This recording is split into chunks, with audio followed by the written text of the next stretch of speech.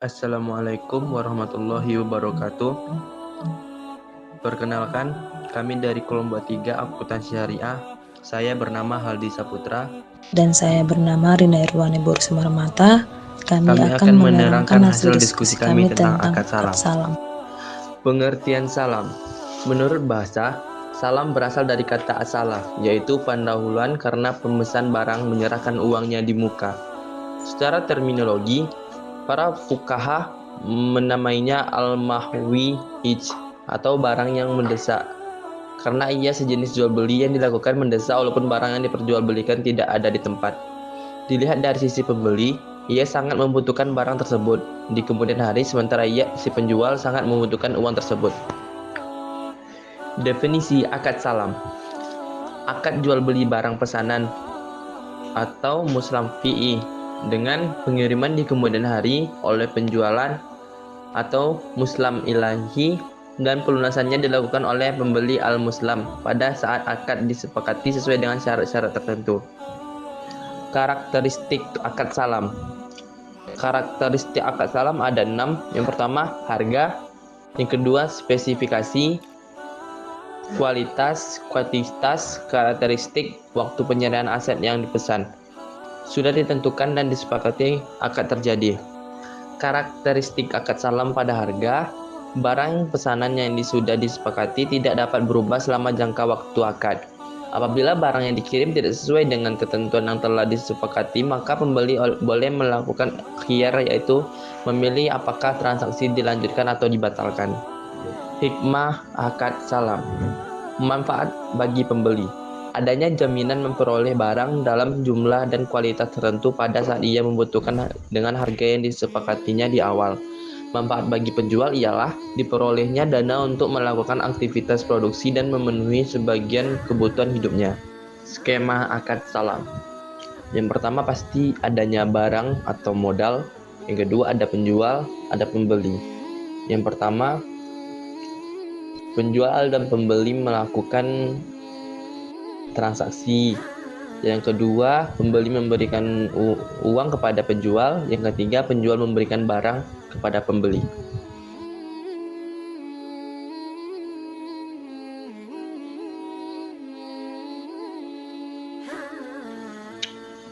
Perbedaan salam forward dan future. Penentuan harga dan kuantitas produk yang akan dikirimkan. Dalam salam, saat kontrak dibuat, pada forward saat kontrak dibuat, sedangkan pada future saat kontrak dibuat. Ketika pengiriman barang, dalam akad salam, di masa depan sesuai dengan kontrak.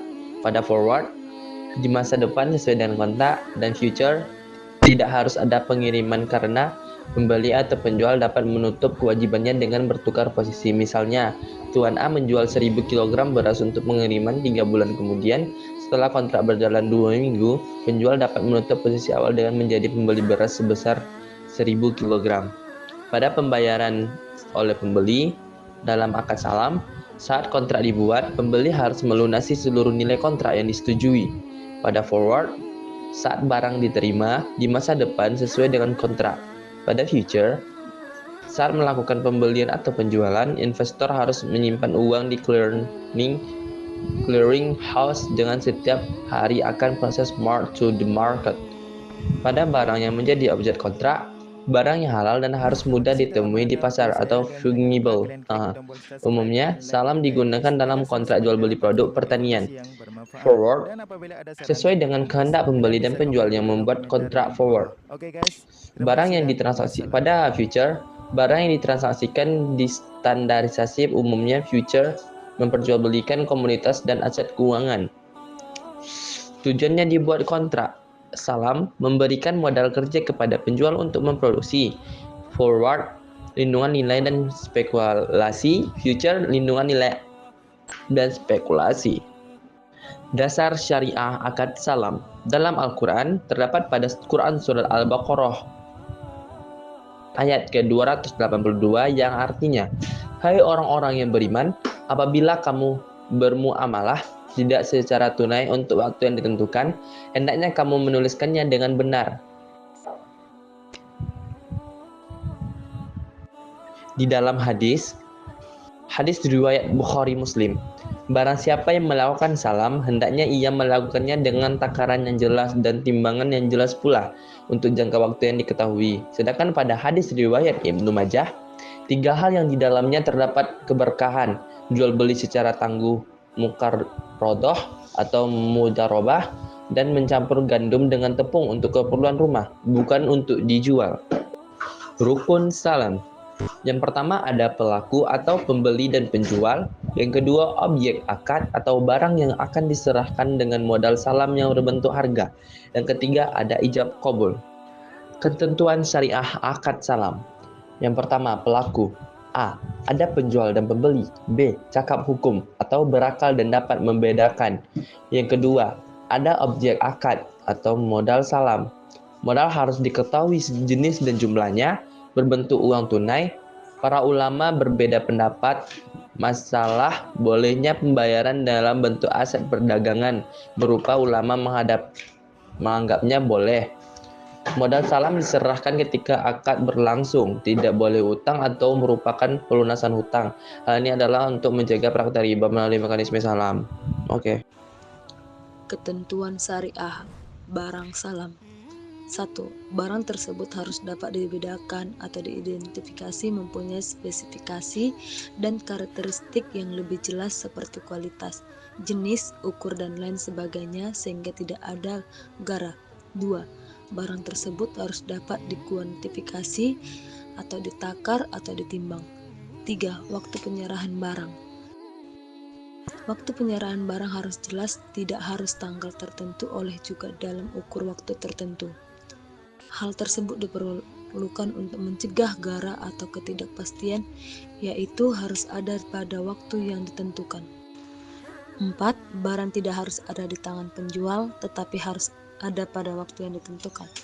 5. Apabila barang yang dipesan tidak ada pada waktu yang ditentukan, akan menjadi fasak atau rusak, dan pembeli dapat memilih apakah menunggu sampai dengan barang yang dipesan tersedia atau membatalkan akad sehingga penjual harus mengembalikan dana yang telah diterima.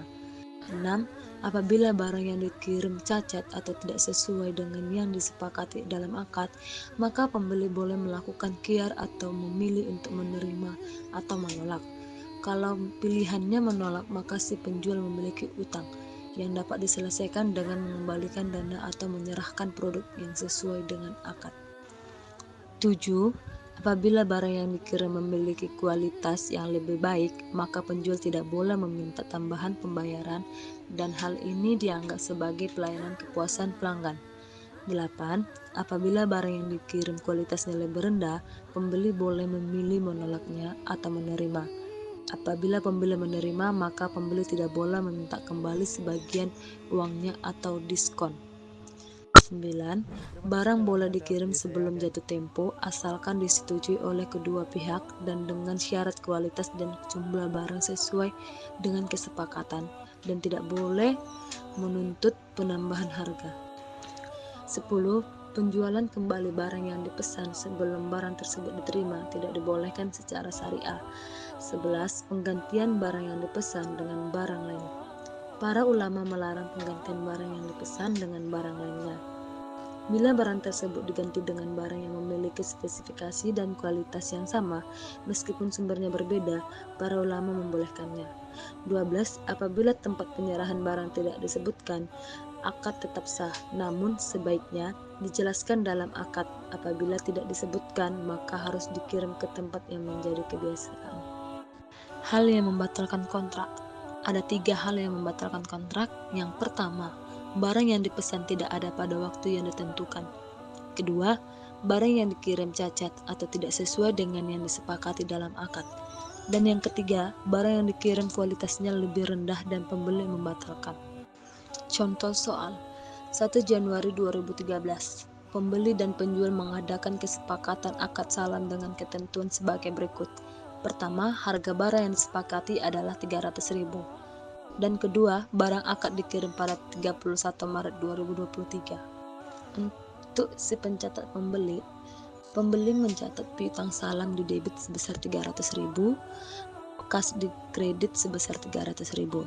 Sementara penjual mencatat kas di debit sebesar 300.000, utang salam di kredit sebesar 300.000. 31 Maret 2013, barang yang dikirimkan sesuai dengan kesepakatan. Pencatatan jurnal untuk pembeli, aset salam 300.000 di debit, piutang salam 300.000 di kredit. Sementara penjual mencatat utang salam sebesar 300.000 di debit, penjualan di kredit sebesar 300.000. 31 Maret 2013, barang yang dikirim memiliki nilai wajar 120.000. Pencatatan pembeli, aset salam sebesar 300.000 di debit, piutang salam sebesar 300.000 di kredit. Sementara penjual mencatat utang salam sebesar 300.000 di debit, penjualan 300.000 di kredit. 31 Maret 2013, barang yang dikirimkan memiliki nilai wajar sebesar 290.000. Pembeli mencatat aset salam sebesar 290.000 di debit, kerugian sebesar 10.000 di debit, piutang salam sebesar 300.000 di kredit. Sementara penjual mencatat utang salam sebesar 300.000 di debit dan penjualan sebesar 300.000 di kredit. Sekian dari presentasi kami, apabila ada kekurangan mohon dimaafkan.